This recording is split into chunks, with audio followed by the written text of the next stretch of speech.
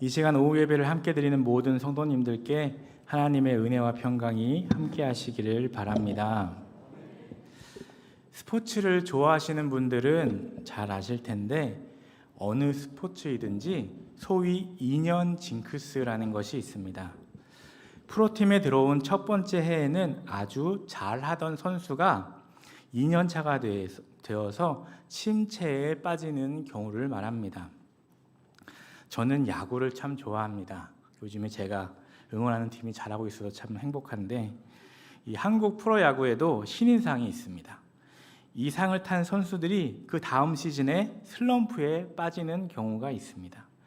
이것은 평생 단 한 번만 탈 수 있는 상인 것입니다. 신인은 그 데뷔한 해에만 신인이기 때문에 이 신인상은 딱 한 번만 탈 수 있습니다.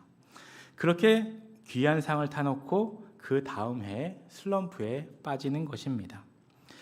여러 이유가 있겠지만 가장 중요한 원인은 크게 두 가지로 볼 수 있습니다. 먼저 첫 해 신인상을 받은 선수에 대해서 이 다른 팀들이 시즌이 시작하기 전에 철저히 분석하고 연구해서 나오기 때문입니다.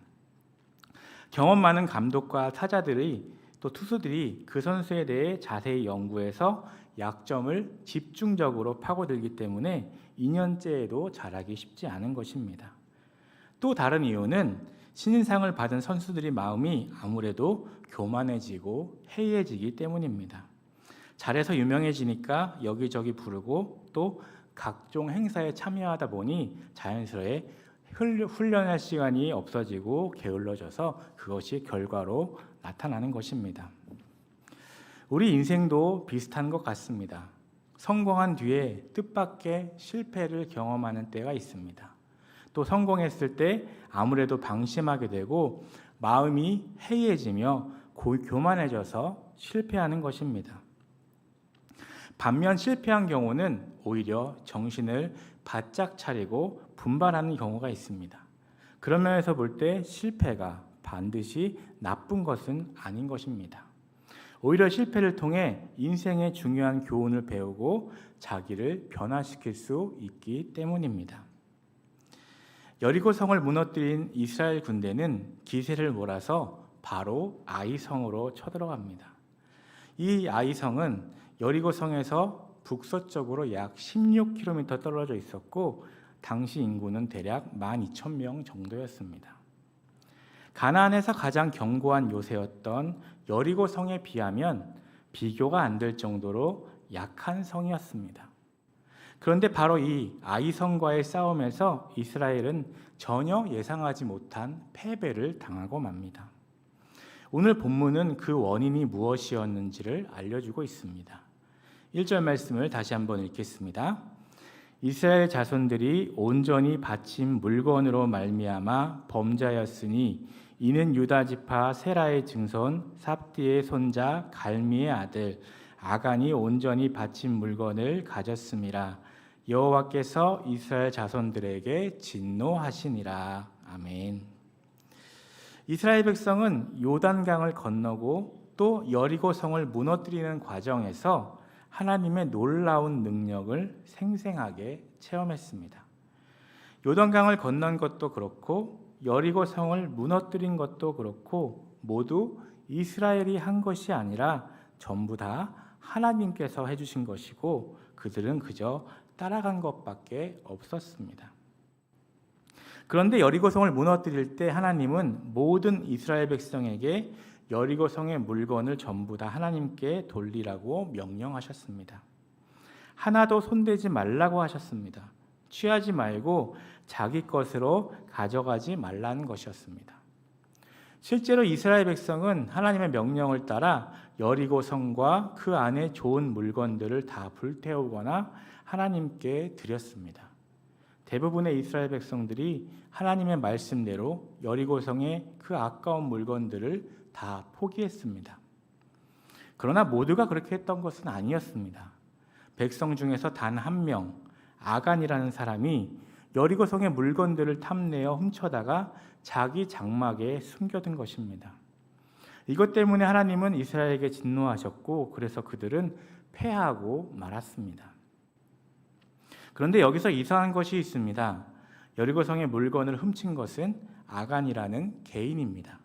그런데 1절에서 분명히 하나님은 이스라엘 자손들이 범죄했다고 말씀하셨다는 점입니다.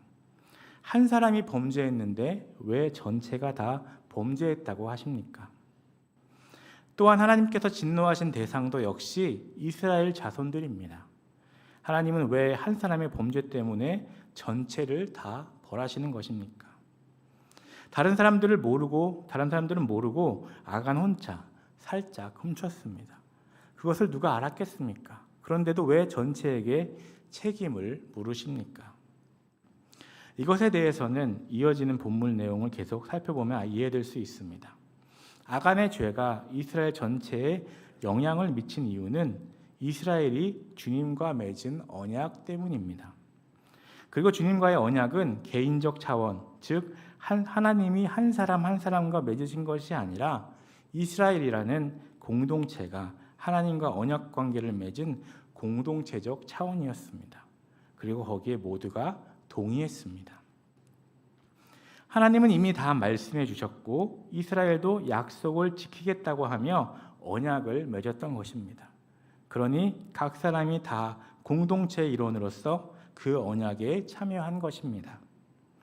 그런 점에서 개인의 잘못은 공동체의 잘못이나 마찬가지이고 결국 이스라엘 간의 언약 관계에 영향을 미치게 된다는 것이 본문이 말하는 핵심인 것입니다. 아간은 여리고에서 하나님의 명령을 어기고 아주 중대한 죄를 범했습니다. 왜 그랬습니까? 먼저 아간은 그 많은 이스라엘 백성 중에서 자기 한 사람이 죄를 짓는 것을 하나님이 어떻게 아시겠냐고 가볍게 생각했던 것입니다. 하지만 하나님은 다 알고 계십니다. 본문은 아간의 족보에 대해 자세히 말해줍니다. 유다의 지파이고 세라의 증손자이고 삽디의 자손자이고 갈미의 아들인 아간입니다. 하나님은 너무나 정확하게 아간을 알고 계십니다. 하나님의 눈은 그를 보고 계셨던 것입니다. 아간은 뭐 나 하나쯤이야 괜찮겠지 하는 생각으로 범죄했습니다.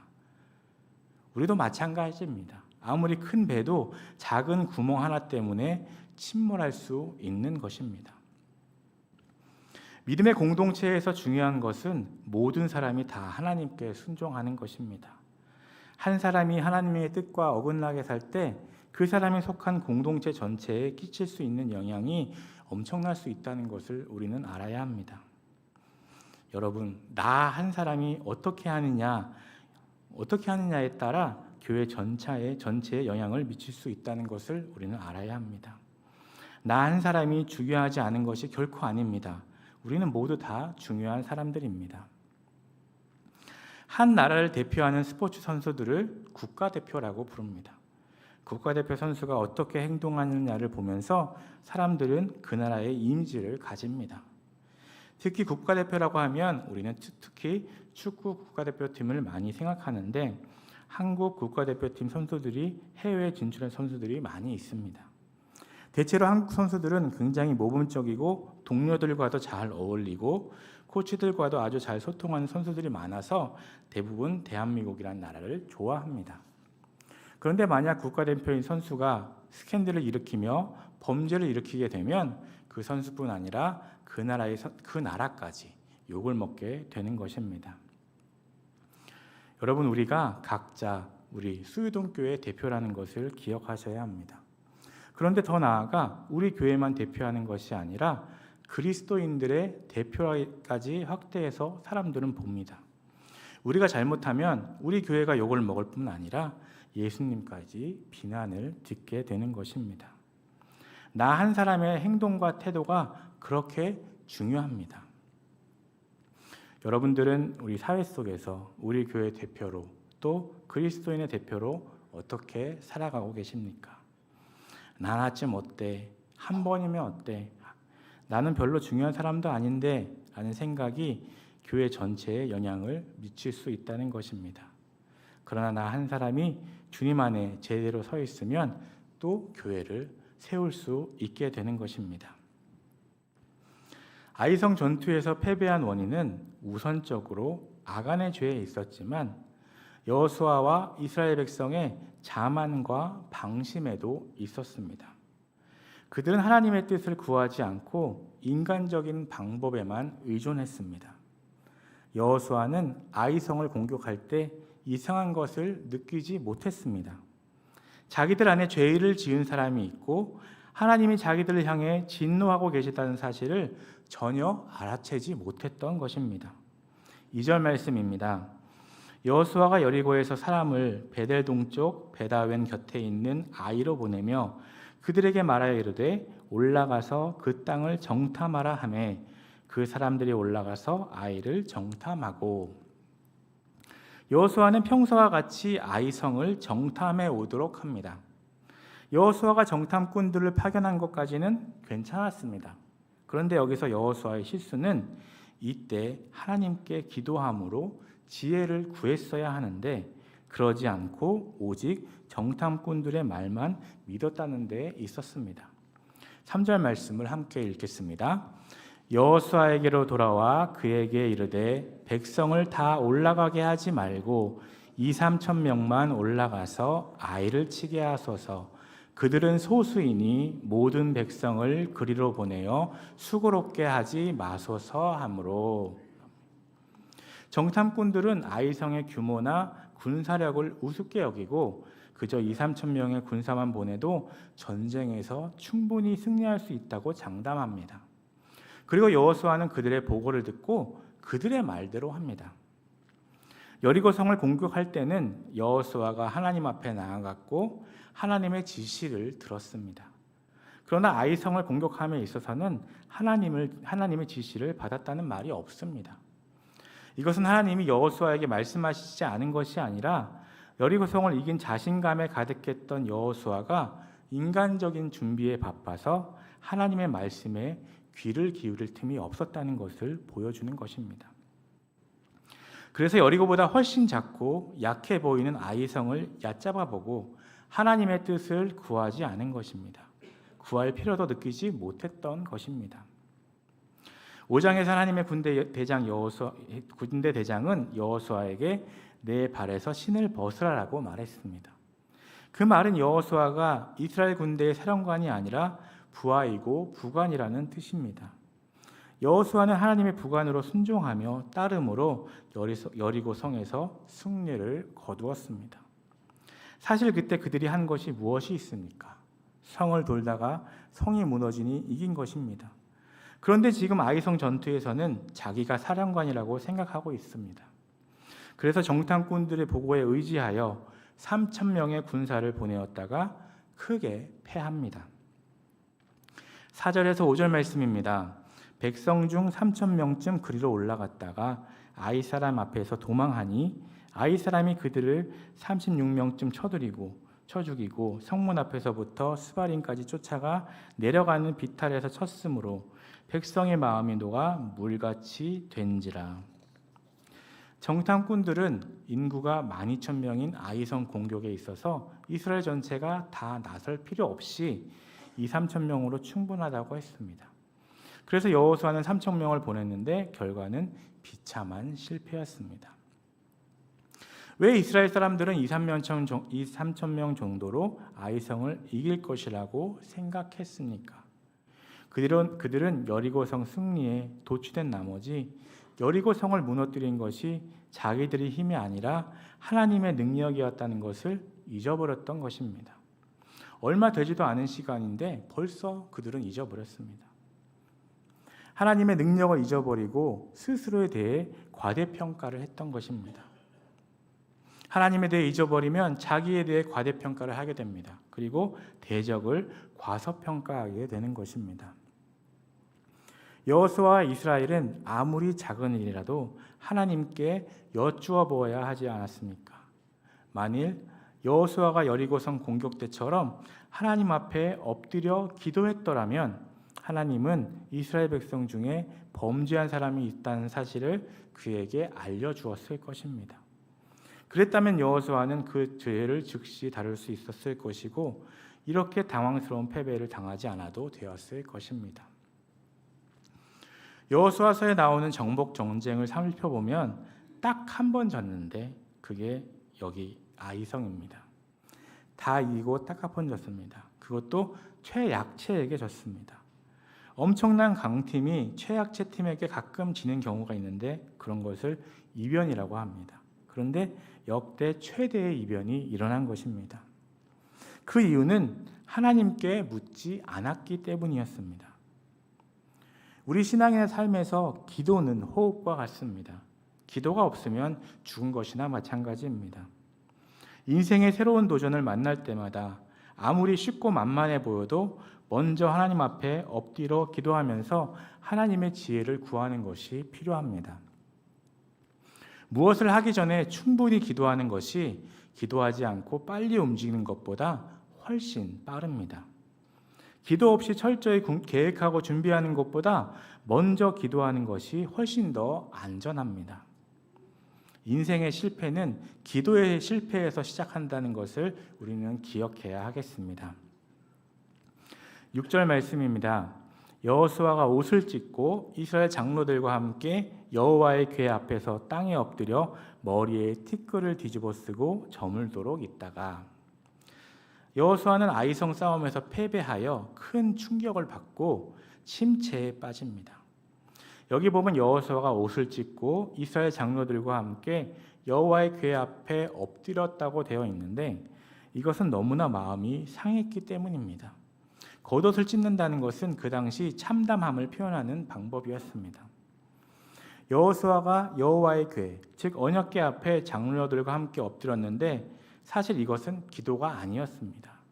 사람은 마음이 너무 상하거나 분하거나 화가 나면 기도도 되지 않습니다. 여러분들도 그런 경험이 있지 않으십니까? 이때 여호수아와 이스라엘 장로들은 아이성의 패배를 도저히 받아들일 수 없어서 하나님께 나아가 하루 종일 화내며 분해서 엎드려 있었던 것입니다. 전쟁에서 패하고 돌아와서 그 시간부터 해가 질 때까지 몇 시간이고 계속 엎드려서 있었습니다. 너무 화가 나고 분하고 슬퍼서 그냥 엎드려 생각만 하고 있었던 것입니다. 왜 하나님은 우리를 패하게 하신 것일까? 왜 하나님은 여기까지 우리를 이끌어 오시고 이 땅을 주겠다고 약속해 놓으시고는 이렇게 우리를 패하게 하신 것일까? 아마 여호수아는 이때 별의별 생각을 다 했을 것이고 굉장히 마음이 복잡했을 것입니다. 그러나 하나님 앞에서 이런 식으로 여러 가지 생각을 하는 것은 기도가 아닙니다. 여호수아와 이스라엘 장로들이 아무리 하나님 앞에 오랜 시간 무릎을 꿇고 엎드려 있었어도 그것은 기도가 아니었고 그때는 하나님의 응답도 없었습니다. 기도는 언제 시작됩니까? 우리가 입을 열어 자기 생각을 주님께 말씀드릴 때 시작되는 것입니다. 물론 묵상도 됩니다. 속으로도 하나님 이것이 어떻게 된 일입니까? 라고 말씀드릴 때 기도가 시작되는 것입니다. 여호수아는 너무 속이 상하고 분하고 하나님께서 하신 일이 도저히 이해되지 않아서 기도의 입술을 여는데 하루 종일이 걸렸습니다. 그리고 마침내 입을 열어서 하나님께 기도를 시작하니까 하나님도 응답해 주십니다. 7절에서 9절 말씀입니다. 이르되 슬프도소이다. 주 여호와여 어찌하여 이 백성을 인하여 요단을 건너게 하시고 우리를 아모리 사람의 손에 넘겨 멸망시키려 하셨나이까. 우리가 요단 저쪽을 만족하게 여겨 거주하였다면 좋을 뻔하였나이다. 주여 이스라엘이 그의 원수들 앞에서 돌아섰으니 내가 무슨 말을 하오리이까. 가나안 사람과 이 땅의 모든 사람들이 듣고 우리를 둘러싸고 우리 이름을 세상에서 끊으리니 주의 크신 이름을 위하여 어떻게 하시려 하나이까 하니. 여호수아는 자신의 모든 불만과 억울한 마음을 있는 그대로 토해냈습니다. 이것이 여호수아의 위대한 점입니다. 위대한 신앙인은 솔직한 마음 그대로 하나님께 나아가는 사람입니다. 포장하지 않는 것입니다.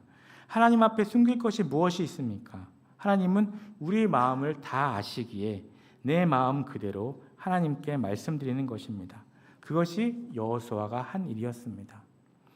물론 이 여호수아의 기도 내용은 아직 주님의 뜻을 모르고 한 것이지만 그 마음은 진심이었습니다. 여호수아는 하나님 앞에서 슬프도소이다, 즉 하나님 제가 너무도 슬픕니다 라는 말로 기도를 시작합니다. 우리도 뭔가 괴롭고 힘든 일을 당할 때 그냥 이야기하면 됩니다. 하나님께 말씀드리면 되는 것입니다. 격식을 따져서 하지 말고 하나님 제가 괴롭습니다 이렇게 말씀을 드려보십시오. 여호수아는 지금까지 하나님의 모든 인도에 대한 자기의 신뢰가 무너졌다고 고백합니다. 하나님께서 이 요단강을 건너게 하신 것이 가나안 사람들의 손에 붙여 멸망시키시려 하신 것입니까? 그렇다면 차라리 요단강을 건너지 않는 것이 더 좋을 뻔했습니다 라고 따지고 있는 것입니다. 여호수아는 철저히 하나님 말씀에 헌신하며 순종하는 사람이었던 것을 그동안 우리는 살펴보았습니다. 그런데 한 번 실패하니까 지금까지의 모든 일들에 대해 의심이 생기는 것입니다. 지금까지 하나님께서 이스라엘을 인도하시고 승리를 주신 이유가 뭔지 의심이 되었습니다. 그리고 앞으로는 절대로 가나안 땅을 정복하지 못할 것 같은 불신도 생긴 것입니다. 이처럼 영적 침체는 아주 무서운 것입니다. 하나님을 아주 나쁘고 괴팍한 분으로 생각하기 쉽고 지금까지 하나님께서 주신 복들을 다 저주라고 생각하는 것이 바로 영적 침체입니다. 지금까지 내가 신앙생활을 한 것이 무슨 소용이 있겠는가 하는 생각이 들게 하는 것이 바로 영적 침체인 것입니다. 그렇게 되니 미래를 믿음으로 볼 수 없고 말씀의 능력을 믿을 수 없게 되었던 것입니다. 그래도 여호수아가 잘한 것이 있습니다. 그런 마음을 속으로만 생각하지 않고 입을 열어 표현했다는 것입니다. 그 전에 또 잘한 것이 있는데 씩씩거리면서 어떻게 이럴 수 있지? 왜 이러십니까? 하고 분노하고 괴로워하다가 에이 관두자 하고 그 자리를 떠나버린 것이 아니라 계속 하나님 앞에 머물러 있었다는 것입니다. 그가 하나님 앞에 머물러 있었고 마침내 입을 열어 하나님께 슬픕니다 하면서 기도를 시작했다는 것이 참 중요한 일입니다. 이것이 신앙인인 것입니다. 이처럼 영적으로 위기를 당하거나 침체를 겪을 때 나는 괜찮습니다 라고 하거나 너무 괴롭습니다 라고 속으로만 생각하지 말고 입으로 소리를 내어 기도하는 것이 필요한 것입니다. 어떻게 그 믿음이 좋고 순종만 잘하던 여호수아가 한순간에 이렇게 불신앙의 자세를 취했던 것입니까? 이것이 바로 우리 인간의 속성입니다.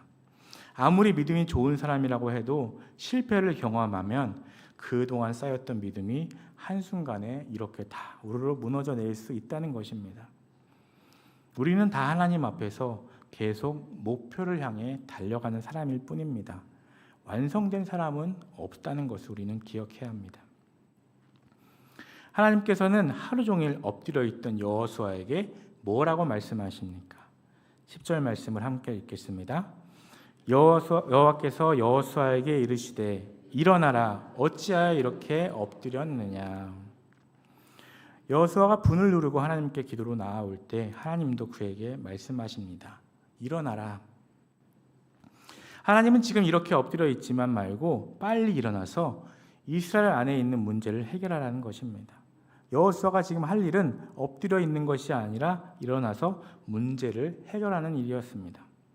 그래서 하나님은 이스라엘 안에 수문제가 있다는 것과 그것 때문에 전쟁에서 패할 수밖에 없었다는 것을 말씀해 주십니다. 11절에서 12절 말씀입니다.